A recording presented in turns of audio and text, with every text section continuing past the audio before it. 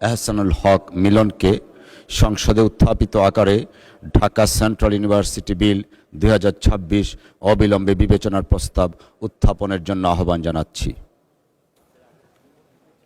আমি ডক্টর আনম এহসানুল হক মিলন, শিক্ষামন্ত্রী, প্রস্তাব করছি যে ঢাকা সেন্ট্রাল ইউনিভার্সিটি বিল স্থাপনকল্পে আনিত বিলটি ঢাকা সেন্ট্রাল ইউনিভার্সিটি বিল 2026 অবিলম্বে বিবেচনার জন্য গ্রহণ করা হোক। ধন্যবাদ মাননীয় মন্ত্রী। সংসদের সামনে প্রশ্ন হচ্ছে, সংসদে উত্থাপিত আকারে ঢাকা সেন্ট্রাল ইউনিভার্সিটি বিল 2026 অবিলম্বে বিবেচনার জন্য গ্রহণ করা হোক। যারা এই প্রস্তাবের পক্ষে আছেন তারা হাঁ বলুন, যারা এই প্রস্তাবের বিপক্ষে আছেন তারা না বলুন।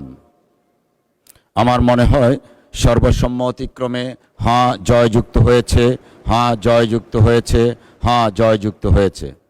অতএব সংসদে উত্থাপিত আকারে ঢাকা সেন্ট্রাল ইউনিভার্সিটি বিল 2026 অবিলম্বে বিবেচনার জন্য গৃহীত হলো।